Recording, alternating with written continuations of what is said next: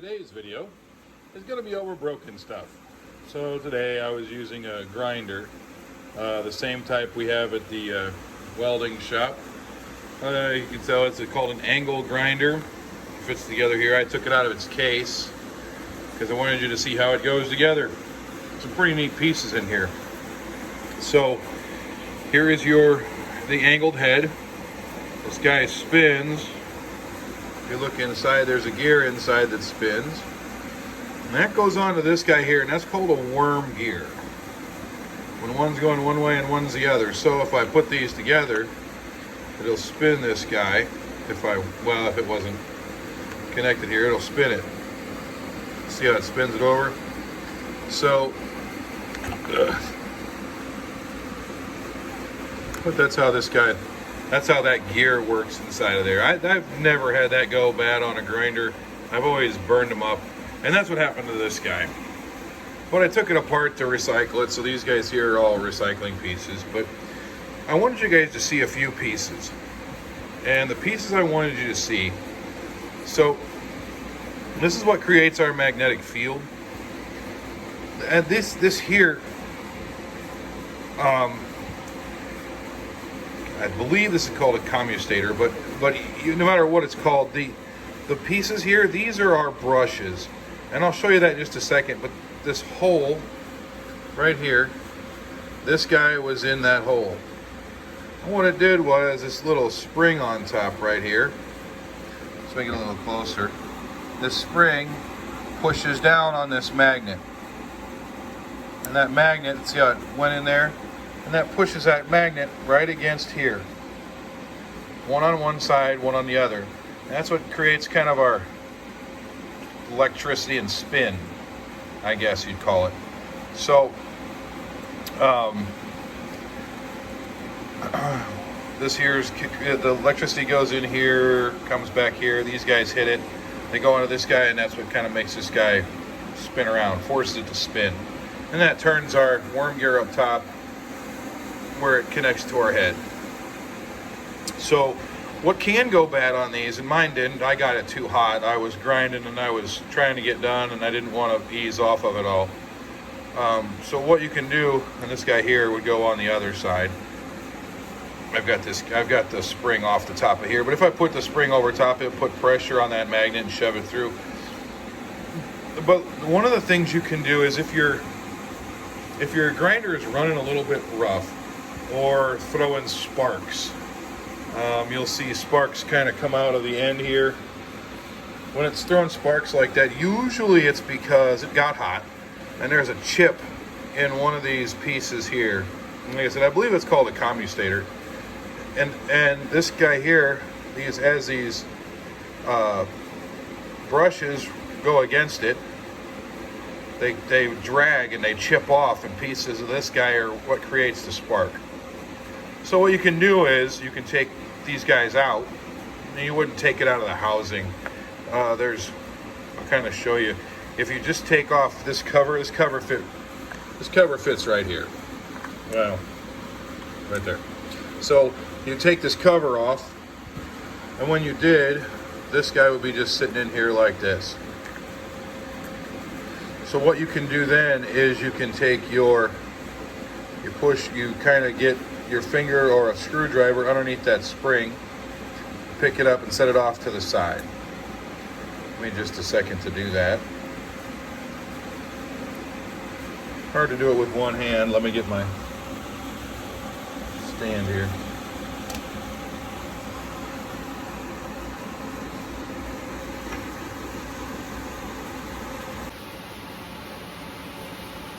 Okay, so my video I took already didn't work, so we're gonna go through it again. Awesome. So what I've got here, this is a Makita 4.5-inch angle grinder, and the pieces go together like this. It looks like this when it's done. This is what the grinder looks like. There's an angle grinder, it's angled on the top. We talked about the worm gear in the top here. This guy here spins and spins here, spins the end. But really what I wanted to go over was brushes. This guy here, how it would work. This guy sits in here like this, and these brushes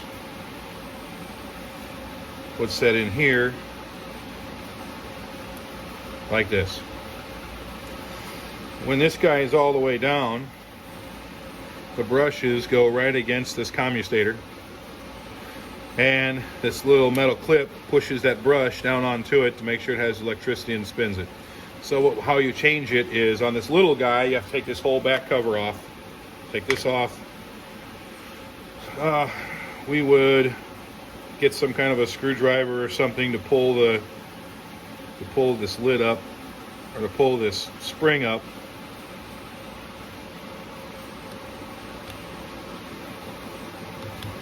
And flathead. I got a knife.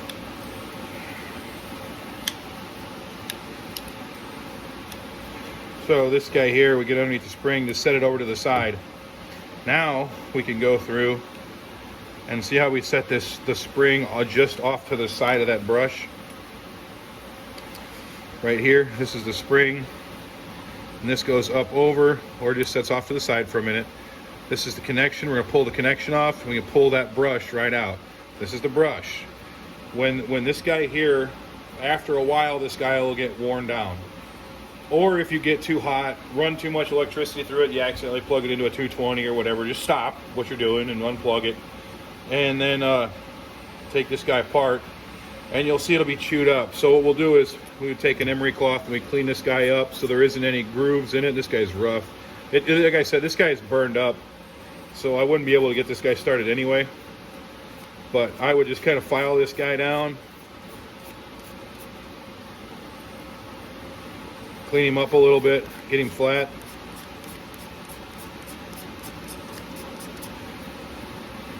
So it's nice and flat on the end. And then what I would do is, the reason why you would do this is because, say you're grinding and all of a sudden you see sparks coming out of the rear end here. That is a problem between the brushes, right here where they go in, and where they touch the commutator. Now this guy was dirty, and I shined him up, but I just took some emery cloth and spun it inside of the emery cloth. Now every time you do this, you're taking off metal, so you do it eventually, you're going to have some problems. But I got it cleaned up pretty good, and I want to get it shiny. It was all black before. And then I would take this guy. All you'd have to do is set it back in here, push down, put the 4 screws in that hold this guy together.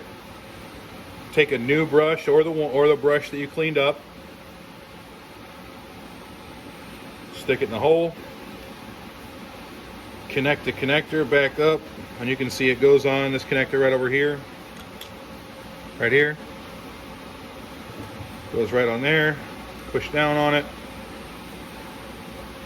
get it connected right, and then we would take our spring, pick our spring up, push it, and then it would force that brush down onto the commutator. So that would be just changing the brushes. Now on your, and this is a 4.5 inch grinder. I'll take it back apart. Like I said, I'm kind of tearing this guy up just to recycle it because it's pretty beat up. I'll probably save the brushes because I'm cheap, but the this is kind of what it looks like on the inside without everything there, and then your brush goes on the side, each side, one on each side. So holding in here like that. The on your bigger grinders, your 7-inch grinders, you've got that 7-inch grinder will have, instead of having this whole rear that comes off, this guy here I just took 2 screws out and took the cover off, and I could get into the brush if I need to get the brush, take 4 screws out, pull the middle out, and then I can clean that commutator up like I showed you. But on a bigger grinder, a 7-inch grinder, your brushes wear out. They get burned up and they get chipped, and they'll cause all kinds of problems for you. So all you have to do is, usually on the side here, there's a door right here with a screw in it. You take the screw out, take the door off. When you do that, you can see right into this hole here where the brushes go, and it'll be a big hole. You take your brush out, you get a piece of cloth, like the emery cloth I showed you earlier, this guy here, and I just folded mine up to get around that commutator, but I could take it here, I'd set it here, and then I'd spin the end so that it would brush against here and spin it, right? Clean it up. And then I would get done. When I got done with that, all you'd have to do is, once you got the commutator cleaned up, you take this guy here, put a new brush back in it, connect it just like we just did. Connect this guy back to here, and put the spring over, and it will push it down against that commutator and give you some electricity and create your magnetic field or your electric field. And that's kind of the whole deal. I just kind of wanted to show you guys what it looked like while it was apart, because most of your grinders are the same. They got a little bit different looking configurations of these guys, but they all do the same thing and push the brushes into there. So the other thing is here, this guy right here is an on switch. It's not an on off. It's either on when you push it or off when you let go.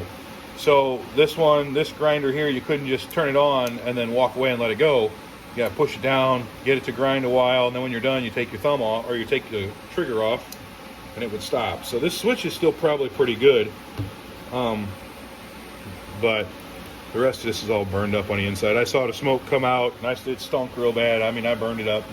So it's got a faulty connection somewhere inside of here that I burned up. And you can see what it looks like on the inside. Nothing really spectacular. It's a neat design, but nothing crazy. So this is a 4.5 inch grinder. Ones we get at the shop are 4.5 inches. And that means the diameter of the wheel you can spin. So the actual grinder wheel is 4.5 inches.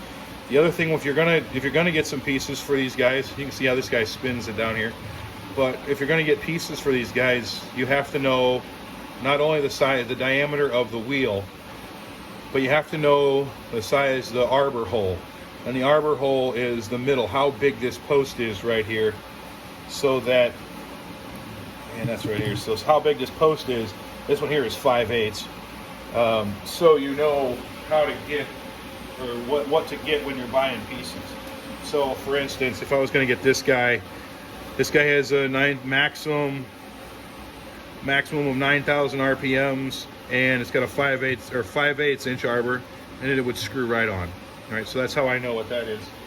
The other ones would be something like, if you look on here, max RPM 15,280, and it's got 4.5 inch.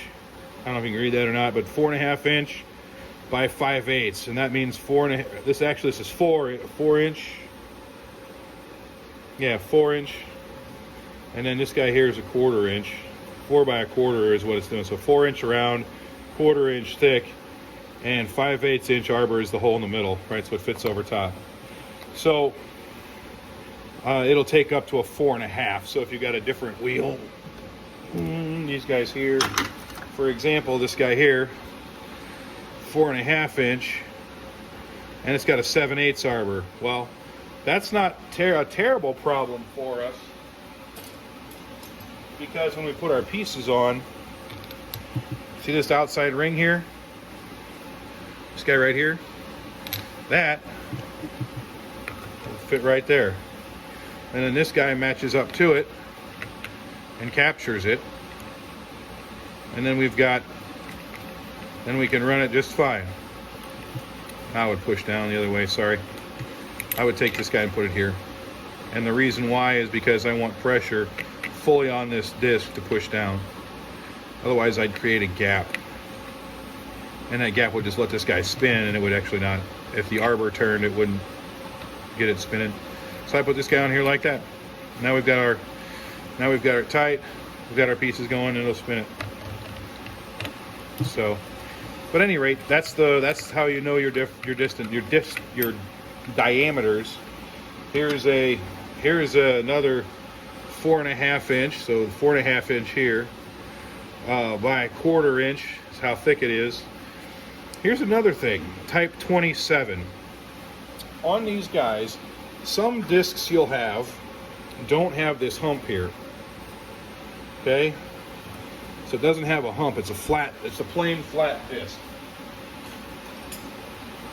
I don't have one, I don't really use those, but that plain flat disc, usually a 28 or or just a different number. This guy goes 13,280 revolutions per minute, so it's a fairly strong blade, or a fairly strong wheel. But you got to make sure that you know if you have a depressed center or not, and that's type 27 for this guy. And I don't know how that's measured. I honestly don't know. This guy here, 40 grit. This is sandpaper, called a flap disc. So this tells you what grit it is too. 7/8 inch arbor. It goes on metal and stainless. Right, and this guy here is for metal as well. So anyway, those are your different styles. Here's a 4, so it's smaller, the diameter. So anyway, that's pretty much all I got. I just thought since I had one apart and was going to scrap it, that I would show you how all the pieces go together, how the worm gear works, what a guy looks like on the inside. There's the field it creates. This creates the field, and then your on-off button, and that's it. Hope you guys enjoyed the video.